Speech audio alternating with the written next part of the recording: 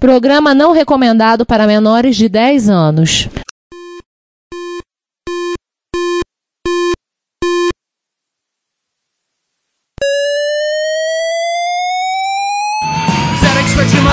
Dragon Vic and Oric 1, Commodore 64, Amsterdam and Acorn Electron, cheaper BBC Micro.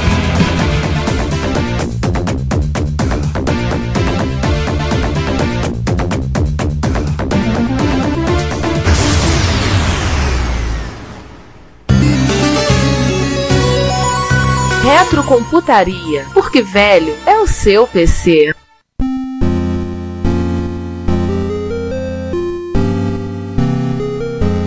Bem, tá seguindo aqui pontos fora de ordem de desenvolvimento. Já falamos rapidamente da fonte, do motivo pelo qual o Apple II ele não tem, assim, nenhum Apple II, mesmo o GS, tem modulador de RF. E agora vamos seguindo assim com aquele clássico icônico gabinete bege, né? O gabinete bege é aquela coisa que trocentos computadores têm, é a coisa mais comum do mundo, mas o Apple II foi o pioneiro, foi o primeiro a ter um gabinete nessa cor. Em plástico. Sim, e foi ideia do Jobs. Ele queria que o computador fosse apresentável, porque o Voss, como engenheiro, totalmente engenheiro que ele era, ele não se importava que fosse uma trapizonga com fio saindo. O Steve Jobs...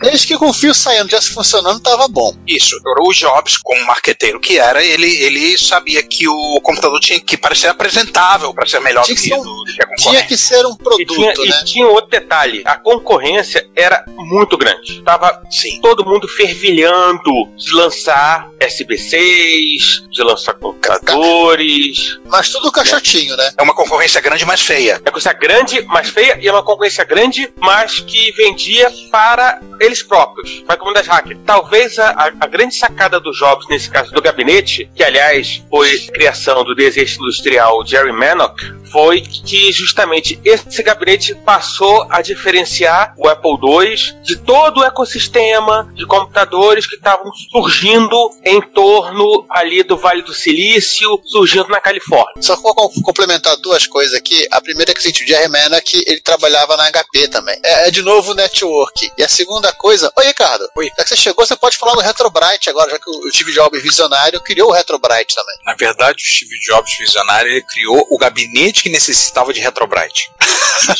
Queimando, usar plástico ABS com retardante de chama. Eles não pensavam que ia ter gente hoje em dia, 40 anos depois, ainda querendo saber, querendo deixar o gabinete clarinho como era. Eles não pensavam nisso, né?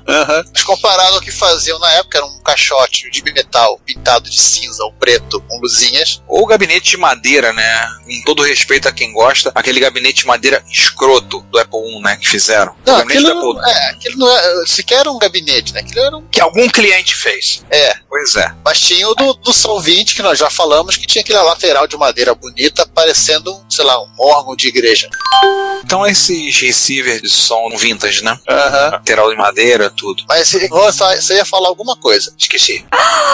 Tá, pra lá. Então eu vou falar o seguinte aqui, aproveitamos que o Ricardo chegou, porque ele foi buscar carregamento de Blue Beep lá com o Capitão Crunch, e foi parado pela polícia também, porque é padrão isso acontecer. Polícia para quem precisa, polícia para quem precisa de polícia. Dá um salto antes de falar do lançamento, já que estamos falando de várias pessoas que ajudaram a participar, tem um cara que na época era literalmente um garotinho juvenil. Criado a leite com pera e ovo maltino. Todos os alunos criados a leite com pera, a ovo maltino, a pão com mortadela. Na verdade, sim, o moleque tava na escola, ele é o funcionário número 8, né? Ele é o funcionário número 8 da Apple. E ele foi o principal responsável. E assim, ele já era amigo do Woz, ele ajudou bastante no desenvolvimento do Integer Basic. Ele tirou o Washit, o Fuck, que ficava como game over do Breakout, que não seria muito legal colocar aquilo. Que é o Chris Espinosa, né? Falamos ele no penúltimo Repórter Reto, se não falha a memória. Foi, a gente falou logo no início. A gente falou, ele mostrou fotos de um evento, que ele foi do evento da época, o Crachá, fotos que ele tinha dos dois Steves.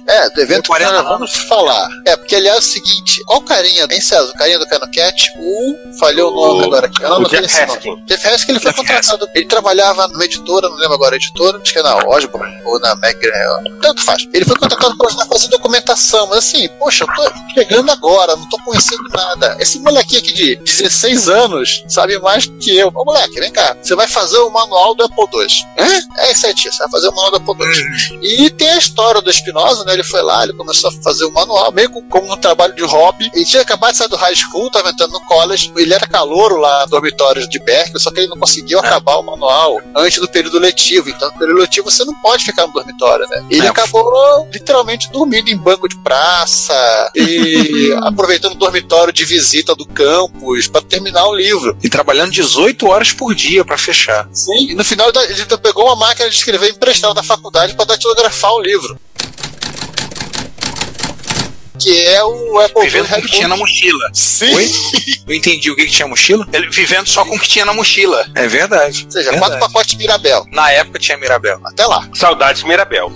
Mas o Mirabel de raiz, não o Mirabel, o creme de cacau com avelã, que tem agora. Ô, bonitinho manual. Tô folheando ele aqui no archive.org. E datilografado. Mas como isso aqui não é um podcast sobre Mirabel, vamos seguir adiante aí com a parte principal, né? Que é o lançamento do Apple II. Pois é, né? E aí foi lançado no evento que nós citamos, né? Na West Coast Computer Fair, em junho de 1977. Onde o evento ao qual, lembrar, nós comentamos que a fila virava a esquina. A gente não tá zoando, a fila realmente virava a esquina. Se vocês procurarem na internet, vocês vão ver a esquina com pessoas dentro. E ele saiu custando, naquela época, o preço de $1.298, o que convertendo para atualmente seria o equivalente a $5.130. Preço da inflação, se tem inflação nos Estados Unidos, gente. Só um detalhe, $1.298, tinha computador mais barato na época, tinha computador mais barato na época, você tinha que depois comprar o monitor, você tinha que comprar a interface de gravador cassete, você tinha que comprar o cartucho com Basic. E não só isso, tinha mais barato, tinha mais caro também. E também tinha os mais caros. Aí já eram as máquinas muitas da HP, né? A HP já tava fazendo as dela, cobrando os olhos da cara. Não, e mesmo em boa parte das máquinas mais caras, provavelmente a chance de você ter que comprar algo em separado era maior. Sim. O por exemplo, é o Insight, né? O Insight 7080, ele era uma cópia do Altair. Você tinha que ter uma cartucho com ROM com alguma coisa que subiu o Basic, ou uma interface de drive para poder rodar CPM, uma saída de monitor de teletexto para você escrever alguma coisa, uma placa para monitor. Ou seja, no final a máquina, em tese, ela sai 3 vezes o preço que você pagava por ela. E tudo isso para você jogar Guerra Termonuclear Global.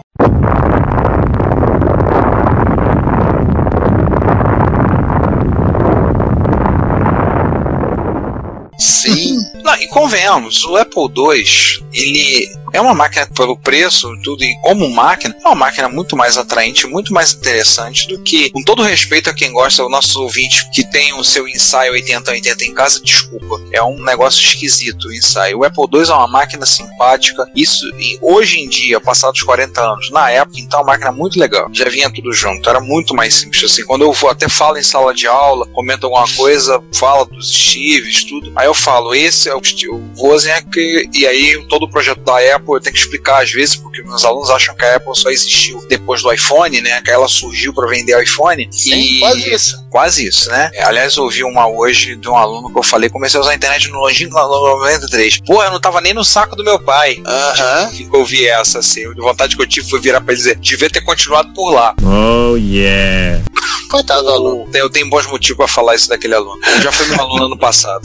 É o famoso aluno dia da marmota. Convenhamos, o Apple II é uma máquina muito mais fácil até de você interagir por conta de ter um teclado, ter aquela máquina integrada, e como eu falo em sala de aula, ligado na televisão, eu falo pro pessoal muitas vezes em sala de aula, computador como nós conhecemos, o meu computador surgiu com a Apple, o projeto do Apple II, e aí tem a mão de várias pessoas, incluindo que projetou o Steve Wozniak e tudo lá, o trabalho do Jobs, lá eu comento às vezes em sala de aula, é claro que eu tenho que me conter, porque senão eu vou passar a aula inteira falando de história, e aí matéria que é bom não dou, né? Mas fazer isso. Eles não vão prestar atenção se for matéria ou não for matéria, então tudo bem. Agora curioso essa história dos Altair. What? Sim, o Oz, o tiozão zoeiro, tiozão do pavê, já naquela época, imprimiu, ou seja, ele gastou dinheiro, ele imprimiu, acho que eles falam de 800 folhetos, um troço assim, levaram pra feira e distribuíram, pra botar pra distribuir. Claro que o povo da MIT estava correndo atrás desse folheto pra sumir com isso. E qual foi a zoeira? Ele resolveu lançar um hoax, resolveu inventar um computador que seria lançado naquela feira, chamado Altair, que seria o Altair com os 80. Tô vendo aqui no Wikipedia falando, a empresa Zilog veio com um processador compatível que eles chamam o Z80. Algumas empresas usando esse chip estabeleceram marcas baseadas nas letras Z, como Computer Z ou Zinode ou algo do tipo. Foi o pensamento. Era uma era mais tolerante à zoeira. O cara faz uma merda dessas hoje, caramba, cara, ia todo mundo preso.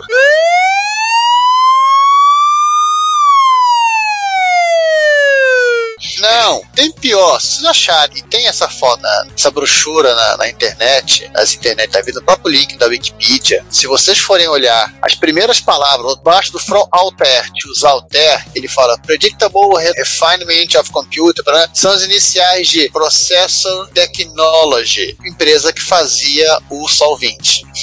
Tanto que o seguinte, o cara levou a culpa, foi não sei quem da Processor Technology, esse cara gosta de fazer essas piadas. Aqui, ele botou, tá aqui escrevendo aqui não. Foi muita ruindade. Não basta zoar, tem que botar a culpa de quem não sabe nem o que tá acontecendo. É como alguém já disse, é raro o humano botar a culpa nos outros, ser mais humano ainda. E por falar em sacanagem, o 2 foi anunciado pela primeira vez em alguma revista de informática, uma revista eletrônica. Justamente. O padrão era anunciar na Byte, era anunciar na Computer Digest e outras empresas que existiam na época, né? Mas Popular Electronics. Mas o Makina, que era o cara responsável pelas relações públicas e pela marketagem em geral, ele resolveu anunciar na Playboy. Cara, por que eu vou anunciar um computador para o cara que sabe o que é o computador? Então eu vou anunciar. E o público do Apple II era o público, entre aspas, leigo, né? Que depois veio a ser o público leigo em 84 com o Macintosh, né? Sim. Só uma coisa que falando, eu tô dando uma olhada numa coisa. Basic com Z. Eu tinha o Basic com Z, A placa tem 18 slots. Que placa? Não, em vez do Buzz S100, o Buzz S150. É o Altair 150. É o Buzz. Cara, olha só. Pesando 16 libras, ele é um computador portátil. Ou seja, 16 libras dá umas 7 quilos por aí, né? Na época era portátil. É 7 quilos e 250, arredondando. Mas, gente, teve um clone de Apple II que realmente tinha 14 slots. Então, não chegou longe. Nossa, mas os Altair eram um clone do Altair. É pior ainda. Sensacional. E no os.org tem uma matéria falando sobre. Tem um artigo que ele botou lá. Ele assumiu, porque parece que eles fizeram 800 panfletos, botaram 100 perto de uma mesa, os caras estavam montando o stand na hora, né? E de repente sumiu. Aí o Oz vai procurar, cadê os panfletos? Sumiu. Até a caixa dos panfletos tinha sumido. Era o pessoal da própria MIT sumindo com aquilo. Também, né? Mas voltando só pra falar em lançamento, a West Computer Fair foi em junho de 87. Já na sede de Las Vegas, em 78, a Apple lançou a Disk 2. A Disk 2, aliás, que tem toda uma história particular que o Voss conta na biografia, na autobiografia dele, né? Eu desmontei o drive e deixei o CPU tomar conta dele. E assim, ele fala tudo lá. Você podia ligar até 2 unidades de drive de 5/4. E aí, parabéns, agradecer ao Marcula, né? Porque ele não aguentava usar fita cassete. No, God! Cara, não, fita cassete não. O cara aguentou 6 meses. Tem gente que tá uns 30 anos usando fita cassete adorando. Já em janeiro de 78, já tinha gente chegando à conclusão de que a fita cassete não dava. E em 2017 tem gente querendo carregar jogo de MSX em cassete, né? Pois é. Um abraço pra você. Eu não ia falar nada sobre isso. Não, vocês sabem quem vocês são. Não vamos nos expor a represálias. Um abraço pra você que curte bondade em sadomasoquismo. Pra você que sabe o seu nome. Exato. Mas o interessante da questão da Apple II é que, mesmo com tudo, era uma época, a gente estava falando, é uma época extremamente efervescente, né? Pessoas procurando, estavam interessados, queriam máquina e vendeu mais do que pastel na feira, né? Mesmo para padrões atuais, vamos dizer, muito caro, quase $1.300, e tudo vendeu assim muito. Eu posso até pesquisar, mas eu acho que o Insight custava em torno de 1.000 e não tinha nada. Era em torno de 1.000, se eu me lembro bem. Você tinha uma caixa com luzinha pra você ficar olhando. E é claro, assim, o Apple II acabou sendo a ponta de lança, né? Depois veio, ainda em 77, o TRS-80, o Commodore PET, que posteriormente a gente... Não, eu não vou dizer, isso vai ser cortado fora, que a gente vai fazer episódio sobre ele, tem que ser surpresa. Não, já falamos isso. Já falamos? Então tá bom. A Trindade, você fala do pai, você o que vem depois é o Filho e depois o Espírito Santo. Não é spoiler. Em Minas Gerais. E a Maria? Tá, o Pai, o Filho e o Espírito Santo, a Maria. Tem gente querendo botar a Maria na Trindade? Tá faltando a Maria. Fazer uma Trindade de 4. Olha que já ouvi isso, tá? Eu já ouvi isso. Gente propondo isso. É sério. Mas voltando. O Apple II foi a ponta de lança de abrir esse mercado. E aí, assim, de uma hora pra outra, o Altair e e o Insight se tornaram obsoletos, completamente. Não dava pra ficar com uma máquina daquelas. Eles inovaram no Apple II, e aí veio nessa, no mesmo ano, TRS-80 e Commodore PET, logo depois... Seguinte, 38, a própria Texas. Isso. Quem mais tinha 38? A Atari, com o Atari 800. E o resto é história, né? 400 e 800 e o resto da história, e vocês que nos ouvem já há tanto tempo já sabem muito dessa história que a gente já comentou. E só não estão carecas de saber porque vocês estavam carecas antes de ouvir a gente. Daí, continuando assim, né? O Apple II, pode falar, eu deixo. Uma coisa que me impressiona no Apple II foi a longevidade dele em termos de mercado. Teve as variantes, foi o Apple II Plus, o Apple IIe, o Apple IIc e o IIc Plus, o IIe Enhanced, o IIe Platinum, o GS, e ele foi vendido de 1977 até 1992, até quase 1994. Até quase 94. Final de 93. A Apple descontinuou ele dos estertores de 93. Terceiro quadrimestre. Uma longevidade incrível para uma máquina. Eles ainda licenciaram posteriormente, a gente vai falar depois, mas licenciaram tecnologia para a produção de uma outra máquina educacional baseada, que na prática é um Apple II, mas a gente vai falar depois. Mas isso é uma coisa que me impressiona nele, a longevidade de mercado. Vamos seguindo aí, né? Em 79, a Apple lançou o Apple II Plus. O que significa o Apple II Plus? Eles diminuíram a memória mínima para 16K. Lá em cima eu falei que você com 4K de RAM você não conseguia usar os modos de alta resolução, então a memória tinha começado a baratear, né? Eles assim, olha, em vez do cara ficar com dor de cabeça, enchendo nossa paciência depois disso, já vamos botar com memória suficiente pro cara pelo menos jogar o Breakout. Eles substituíram o Integra Basic pelo Apple Soft Basic, que é basicamente o Microsoft Basic de 6502, que eles marretaram, bateram muito e falaram, você é Apple Soft Basic. Aí ele chegou e disse, não, eu aceito, eu sou o Coelho. E também foi o lançamento do Apple Euro Plus, aí que é engraçado, né? Pra Europa e pra Austrália. Porque a Austrália, apesar das coisas, a Austrália, por exemplo, padrão de saída de vídeo é pau. Vocês lembram que o Apple II, ele é altamente dependente das características do NTSC. Sim. Pra geração de imagem. E nessa época, a Austrália achava que era uma Europa mais pro sul. Achava que era uma Europa mais quentinha, né? Esse modelo em particular de Apple, o Apple II, agora um testemunho pessoal da minha parte, é o último grande microclássico a ser lançado antes do nascimento da minha digníssima esposa. Quando ela está se sentindo mal, dizendo, tô velha, eu digo para ela, meu amor, você não é velha, você é mais nova que o Apple II Plus. Você não é clássico. Bom, e também funciona. Eles lançaram o Apple II. Por algum motivo ela não se sente melhor com isso, não sei porquê. Talvez seja porque ela não entende muito bem qual é a diferença da questão do Apple II Plus. Mulheres.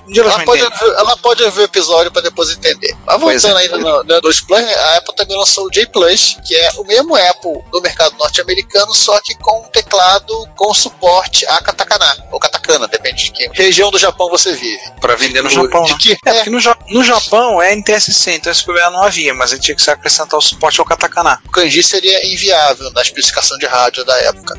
Aliás, a primeira máquina a vir com kanji direto na ROM foi o MSX, não foi? Acho que foram os NEC. Eu acho que o os MSX juntos, mas... tá aí um bom dilema, porque o MSX teve 2 suportes de kanji, né? O X1 e o X2, né? Aliás, o Apple II Plus, vai dizer, no Brasil foi a máquina talvez mais clonada da face da Terra, né? O Apple II Plus no mundo inteiro ele foi o computador mais clonado, assim, até embaixo de pedra foi clonado. Só foi clonado na Antártica porque os pinguins não tinham versão de Antártica de Ventre pra jogar no Apple II. É o que eu ia dizer, os pinguins preferiam MSX por causa de Antártica de Ventre. Pois é. Aí depois você teve o Apple IIe, esse foi clonado no Brasil, até onde eu me lembre, foi só a Microdigital, que cometeu o Microdigital façanha. Ela mostrou uns exatos IIe e tem um microengenho, assim, foram máquinas que saíram com tão pouca demanda que você até esquece que elas existiram. A H3000 foi mais. E também saíram outros clones chineses do Apple IIe. Que basicamente eles pegaram aquilo que foi bom, estava muito bom no Apple III, as boas ideias, e colocaram no Apple II. Por exemplo, eles removeram ideias boas, eles colocaram, e ideias ruins como levantar 3 polegadas da mesa para poder deixar bater, como soquete. Por causa do soquete, eles cortaram. Então eles tiraram dos 7 lá, acho que caiu pra 6. Não, 7, ele perdeu um, só perde um. Então, ele caiu pra 7. Caiu pra 7 ou caiu pra 8? 7, você tinha falado 6. Então, ele ficou pra... Pois é porque na pauta a remoção de um dos 7 slots. Aí eu pensei, ele tinha 7 slots. Um dos 8. É o analfabeto escrevendo pauta. É um absurdo isso. Ai, que burro, dá 0 pra ele. adicionou a porta auxiliar para expandir a RAM, e aí com isso conseguir ter 80 colunas de texto e aumentar a resolução para 560 por 192. Isso é aquele modo... É o DHGR. DHGR, né? Que não é acessível pelo BASIC. Eles não incrementaram o BASIC para... Não existe comando DHGR, só por linguagem de máquina que você consegue acessar. É porque são duas partes, tipo entrelaçado em pé, né? É um troço meio louco. É difícil programação. Eles também introduziram o ProDOS, é um operacional novo, e começaram a colocar as máquinas com 65C02 da WDC ao invés do 6502. Em 84 eles lançaram a versão de bolso do Apple II, né? O Apple IIc, e em 88 o Apple IIc Plus. É o micro Pro Schneider usar na praia. Sim, é o micro para você usar na praia, já com 128K de RAM, já com 65C02, um drive embutido, e no caso do 2C Plus, 65C02 de 4 MHz e um drive de disquete 3,5. Lá por 85, eles fizeram o Apple II em Ansett. O Apple II é ao quadrado. E por último, né, o que é de 35, que é basicamente o que eles fizeram foi dar uma leve mexida no gabinete e oficializar que a partir de hoje é 65C02 e deixaram a ROM desse modelo mais parecida com o 2C, para os programas não se pensarem. O 2A Enhanced é o que passou a ter teclado numérico, não é isso? Não, o 2A Enhanced ele tem o 65C02 e alteração na ROM. Em 87, sim, que a Apple lança o 2E Platino, que aí sim, ele é uma placa mais simplificada. O gabinete deixa de ser cinza cor de computador e vira... Deixa de ser bege cor de computador e vira cinza cor de computador. Claro, aquele cinza claro, né? Ele ganha teclado numérico auxiliar, eles copiaram da Microdigital. E o principal, ele foi fabricado até quase 94. Em 86, ele morreu junto com o 2GS. O 2GS morreu antes. Ele faleceu muito próximo, ou talvez pouco antes do Turbo R, do MSX Turbo R. O Turbo R a produção parou, se não me engano, no início do 94. É só que o 2GS não tem um videogame para ser amaldiçoado, né? Não. O GS foi lançado em 86, a versão 16 bits. Aí o processador está usando o 65C816 da WDC, rodando a 2,4 MHz, mais modos de vídeo, mais recursos de som. O GS é Graphics and Sound, né, da sigla, né? Já usando aquele layout de gabinete Branca de Neve e os 7 anões.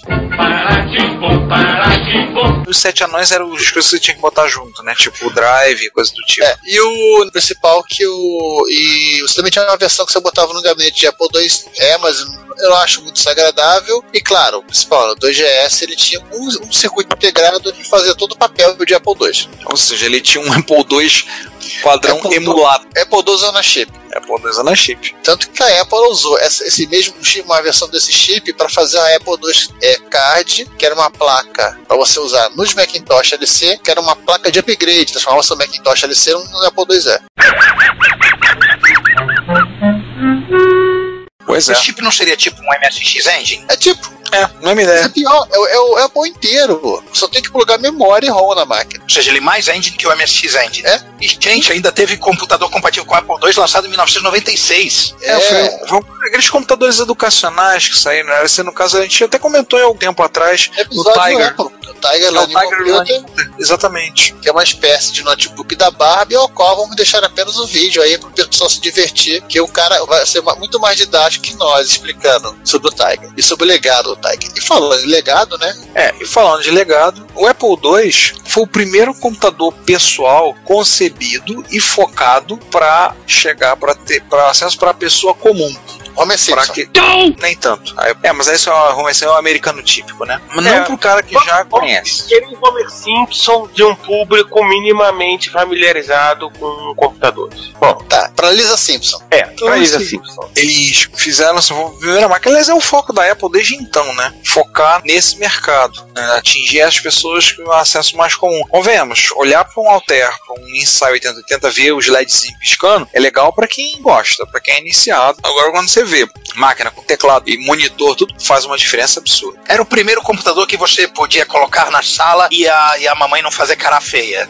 Porque ia combinar com a aparelho de som. Ou na cozinha, né? Ia combinar com a batedeira. E o Apple II, outra coisa que tem, assim, ele foi o primeiro produto da Apple, assim, vendido em larga escala, provavelmente um dos mais longevos, né? Alguns vão dizer, mas o Macintosh está desde 84. Mas o Macintosh já trocou de processador 2 vezes, de arquitetura interna 2 vezes. E aí? Ficou 3 vezes. É verdade, 3 vezes. Tive 3 gerações de processador. O último Apple II era totalmente compatível com o primeiro Apple II. Isso. Ele criou, assim, ele coexistiu com todos os produtos da empresa. O Apple III, com o Lisa, o Macintosh, Motorola, e ele saiu de linhas na Apple, já estava no PowerPC. Isso. Eu tava com os Power Mac na rua, soltando Quadra, Empresário não, os Mac Quadra e... Quadra Motorola.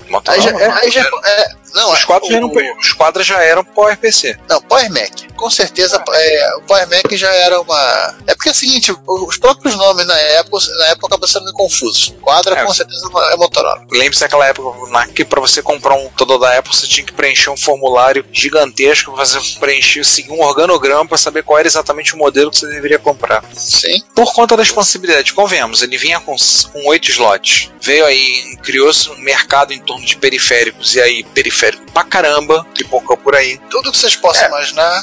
Ou seja, a própria Apple, ela teve, assim, pra quem chegou a comprar um Apple II, ela tinha um cartão, ela chamava-se Apple Soft Firmware, que era uma placa com o Apple Soft Basic em ROM. Ela tinha também a Language Card para os 2 e 2 Plus, que expandia RAM e permitia colocar outra linguagem de programação. Ela tinha o cartão de 80 colunas, ela tinha o cartão para rodar CPM, que fez para a Microsoft. Tinha a própria placa, que era o modulador de RF. Ele tinha... Aí vai embora, né? Scanner, porta paralela, porta serial, modem, e vai embora. Vai. E até hoje Mockboard, emulador de ROM. E até hoje em produção de hardware, né? Estamos aí, inclusive, os nossos chapas da Tecnobyte com a Tecnowarp, que não nos deixa mentir, né? Acho que isso é uma das aceleradoras. Sim. Foi o hardware da primeira Killer App, César? Isso. Vocês lembram do episódio de eletrônica? O Apple II foi o hardware que deu origem à primeira Killer App, talvez a noção de Killer App, que foi criada a partir do VisiCalc e também da própria planilha eletrônica. Vocês lembram do episódio? A gente já falou sobre isso. Uma planilha eletrônica, de certa maneira, é uma criação da meio computação. E além disso, isso fez com que os Apple II fossem muito fortes em escritórios de empresa, usados em processo de informatização de empresas, principalmente nos Estados Unidos. Lembrar que daí foi a plataforma inicial do Apple Works, né? Que depois... Só por detalhe, as pessoas compravam o Apple II, levavam para o escritório e usavam do lado do terminal para acessar o mainframe. E os técnicos da IBM olhavam aquele troço. O que esse cara tá fazendo com isso? Uma outra coisa que tem, assim, o Apple II foi muito usado em escola. Tanto que hoje em dia tem inclusive muito GS que aparecem à venda aí Apple no eBay. II é platino também. Você aparece muitos aí, às vezes você viu, quando eu olhava, via isso, eu via Apple II, eu falei, poxa, tem barato esse, e muitos, eram muitos que estão vindo de escolas.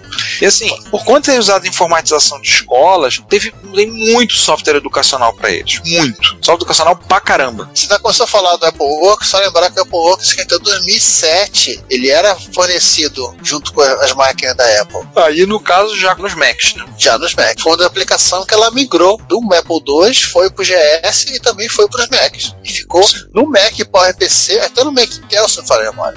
Alguns dos usuários famosos dele. Eu só vou colocar dois que eu tava com preguiça de pesquisar. O Jordan Mechner, criador do Karateka do Prince of Persia, e John Romero, que o Daikatana, né?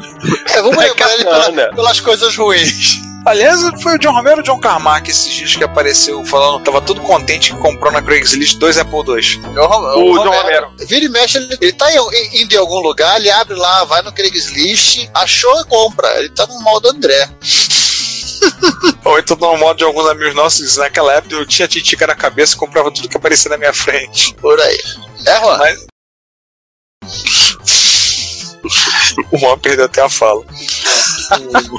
Mas ele, assim, pra quem não sabe, a Craigslist é uma versão, digamos, piorada e mais simplificada do OLX. Desapega o OLX, não, Craigslist. E aí, na verdade, o pessoal dos Estados Unidos, eles falam assim, Craigslist só vai em lugar estranho pra pegar as coisas. Então, assim, muita gente começou a sua carreira no Apple II. Muita gente veio por lá. E, inclusive, muita gente, em termos de hardware, né? Porque, afinal das contas, por conta de ter usado os componentes, quase você componente de prateleira, e é uma máquina que fez muito sucesso, teve clone que não acaba mais. Sim. Clone que não acaba. Era só você fotocopiar a placa e mandar fazer igual, você fazer seu próprio Apple II. Você não vai conseguir catalogar todos os clones de Apple II que existiram. Desiste.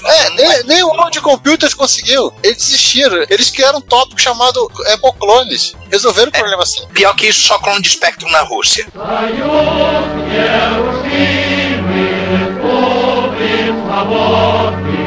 Na verdade, Juan, nós simplificamos o nosso papo sobre clone de Apple, sobre clones em geral, e contratamos um consultor independente para falar, que é o seu Pete Perkins. Aí deixamos aí o Pete Perkins para falar sobre clones de Apple. Acho que não tem pessoa melhor para falar a respeito. Sem dúvida, o Pete Perkins. Ou seja, é uma das máquinas talvez... Ricardo, parênteses agora, o repórter pergunta, mas isso é legal? O cara, I don't know, dá aquela risada de, eu sei que é ilegal. O Apple II é a máquina, talvez uma das mais importantes do período, e é uma máquina que até hoje tem uma legião imensa de fãs. Alguns, inclusive, são nossos ouvintes, então estão aí nos prestigiando. Tem uma legião imensa de pessoas que gostam, curtem, estão aí, compram, participam, fazem encontros e coisas do tipo. Então... vamos falar o seguinte, né? Primeira coisa, hoje, de legado, vamos falar, hoje a Apple ainda existe como empresa, a Apple Computer Incorporation, e em 2007 ela tirou o computer do nome, ela só Apple Incorporated, ou Incorporation, ou Incorp, sei lá, whatever Apple Inc, pronto. Apple Inc é uma tinta de maçã. Ela ainda existe, né? E hoje ela fabrica celular, tablet, relógio, pra gente que gosta de pagar caro pelas coisas. Lembra que a maioria dos fãs de Apple, eles encaram a coisa como de um fervor mais do que religioso. Não tô dizendo que todos são assim, mas... Não são todos, não. Calma, não são todos. Eu sei que não são... A maioria. Por favor, que ninguém... Nada de decretar gerrar contra a gente, por favor. You will die, mortal. Eu não tô afim de morder maçã e já consigo nela não, tá? Cenoreto. Agora, assim, o Apple II, assim, engraçado que não é uma máquina muito comum para desenvolvimento de demos, né? Não é uma coisa... o demo é uma coisa especificamente europeia, e para hardwares europeus, isso é interessante. E também nunca houve aquela padronização tão forte do som. O Apple sempre foi fraco em som. Existia a Mockingbird, mas ela não era uma unanimidade, que nem uma Sound Blaster era nos PCs. Ou o SID no Commodore 64, ou o PSG no MSX1. Assim... Eu diria o FM. Tem só diferença. Não, no MSX Audio, MSX Music já causa briga. Mas o Ricardo, também era aquela história. O som não era uma coisa tão relevante no final dos anos 70. O som realmente só entra no imaginário comprador de computador com o CID. Sim. Já existiam chips antes, óbvio.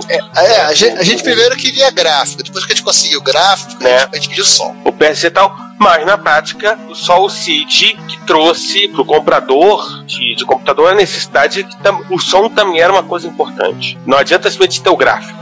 Tanto que era um dos pré-requisitos, era quase uma exigência do Lord Bridge, né, quando ele começou a fazer os últimos, o som e o vídeo serem bons. Tanto que as versões do realmente o última 5 da Apple II usam a Mockingbird. Acho que até duplas Mockingbird, se você tiver, usam aquela placa específica da Mocking que é pra MIDI. Assim, se tivesse de Apple pra deixar um som excelente, o cara daria suporte no jogo. Mas assim, ao mesmo tempo, você é uma comunidade de uma forma curiosa, assim, que não para. Você vai no A2 Central, tá sempre anunciando alguma coisa, é hardware novo, é software sendo desenvolvido, é jogo que estão fazendo hoje em dia, é aplicação. É uma comunidade assim, muito curiosa nesse aspecto, porque ela não para. Assim, apesar de não ter muita coisa de demo, né, o pessoal não tem muito interesse em fazer demos, como falou, assim, é uma coisa mais europeia, e ele é muito forte nos Estados Unidos, o Apple II, ele tem muita coisa sendo produzida e lançada, e não só nos Estados Unidos, né? A gente já viu, não só, eu não vou só citar a Tecnobyte, mas já vimos, por exemplo, hardware criado por japoneses. Por Nishida, Nishida-san, aquele coreano que fez aquela placa de MSX para colocar no Apple II, aquele búlgaro, esqueci o nome dele agora. Ele fez uma Mockingbird com válvulas tiradas dos MiG-25. Sim. Nossa! Né? Flamengo Vice Love. Isso, esse aí. E por aí vai. E aliás, já que estão falando tanto da comunidade de usuário de Apple II, só lembrar que exatamente este mês de julho de 2017, é mês de Kansas Fest. É verão e férias nos Estados Unidos. Sim. E assim como acontece desde 1991, usuários entusiastas de Apple II estarão se encontrando em Kansas City, Missouri, não outro Kansas. Não. Quase uma semana de farra. Do equivalente deles ao nosso encontro de Jaú. A diferença é que eles dormem no local de encontro. 4 ou 5 dias, eu lembro de ter visto. Não é um feriado, é dia normal. Férias. É período de férias, mas pegam... É feito numa universidade, ela tá fechada pra... Assim como a gente lembrou lá do Cris Espinosa, né? Que foi despejado da faculdade porque era férias. A mesma coisa, a faculdade fecha para manutenção, vai embora daqui, molecada, e eles aproveitam e passam uma semana lá. Revive a época de escola. E aí, o curioso é assim, talvez seja o encontro retrocomputacional mais antigo ainda da atividade no mundo, né? Porque então tem há 26 anos. Os encontros de Barcelona de MSX tem 25. A MSX Confest chega perto, mas acho que não é de 91. A Confest acho que é 92, 93. Pois é. Ela supre a Rainbow Fest, né? Ela supre a Rainbow Fest. Isso aí, assim, deve ser, eu suspeito que seja o encontro retrocomputacional mais antigo em atividade nesse planetinha azul que nós habitamos. E na verdade, eles já se faziam como encontro quando sequer era retrocomputação. Em 91 você comprava o Apple II novo. Pois é. E é bem provável que uma das musas do Juan tá lá da palestra, né? A Queen Dunk já deu aquela vez que ela foi da palestra, fez um longo relato, a gente colocou no site, o Juan traduziu. Ano passado, ano retrasado, foi quando ela levou a ROM do Apple IIc Plus com o BIP corrigido. Ricardo, só não bote Love Zenzier na edição porque vai dar merda, tá? Tudo bem. All you need is love. All you need is love. Tá bom, a ex-musa inspiradora do Juan. Ela continua sendo musa inspiradora de todos nós. Então podemos fechar? Chegamos ao final, então? Olha, fechamos o nosso primeiro episódio trindático aqui. O pai. O Pai, eterno e inefável. Então fechamos, né? Falamos um bocado sobre o Apple II, e é específico do Apple II. É o nosso primeiro episódio específico de um único e determinado computador. De um modelo, Exatamente, de um modelo. É o primeiro e não será o último, né? Até porque faltam os outros dois 767. Né? E não vamos fazer o do 878, tá? Não vão. Pode tirar os cavalinhos da chuva. Todos os 5. A gente encerra, fecha por aqui. Espero que vocês tenham gostado deste episódio. Ter sido didático, elucidativo e intrigante, emocionante, excitante, sei lá. É de cada um. Vamos um minuto, por favor. E a gente volta mês que vem, semana que vem, um dia qualquer, com mais um outro episódio. Assim que descobrir aonde diabo foi parar o computador que tá gerando a pauta agora. Não era no Apple II? Deveria ser, mas faltou slot. O programa depende de ponto flutuante. Você vai tentar portar pro Integer Basic, deu problema. E também faltou slot. É verdade. Cara, esse caso é o seguinte: pra que 3 Mockingbird nessa máquina? Que fica legal. São 9 canais de som. Eu queria botar uma de MIDI também, mas deixei quieto. Tá, e aí o que aconteceu? Não teve espaço pro slot da Apple Soft Basic. Pois é, isso é a fumacinha do computador. Acho que a fonte não aguentou também. Quem mandou o voz ser ruim com a eletrônica analógica, né? Pois é. Bom, acabou, né? Então é isso aí, gente. Por hoje é só. Nos vemos no próximo Repórter Retro ou no episódio de agosto aí, a gente se esbarra. Valeu, abraço. Tchau. Gente, um abraço pra todos. Obrigado por nos ouvirem. A gente se vê no Repórter Retro e depois no resto da Trindade. Tchau. Retrocomputaria.com.br. Esqueci. É um pouco mais nerd. Mas é muito melhor. Se você quer ouvir esse podcast ou outros episódios a partir do YouTube, nós temos um canal www.youtube.com/retrocomputaria. Lá temos os episódios colocados e temos também playlist separado para os episódios do Retrocomputaria, Retro Hits, Retro Besteiras, Repórter Retro. Eventualmente, alguns vídeos estarão sendo colocados lá. Como vocês sabem, nós somos melhores em áudio do que vídeo, mas vídeos relacionados a eventos de retrocomputação e outros assuntos relacionados estarão disponíveis no nosso canal. Não deixe de assinar. Não deixe de ouvir o Retrocomputaria e pedimos, compartilhe, conversa com seus amigos, apresente o podcast. Obrigado. Se você quiser ajudar com o sustento financeiro desse podcast, você pode fazê-lo comprando o nosso material, que está à venda no Mercado Livre. O link está no site, no menu superior. Se você preferir fazer uma doação única via PayPal ou PagSeguro, contacte. Dependendo do valor, nós vamos até você para te agradecer pessoalmente. E desde já, o nosso muito obrigado.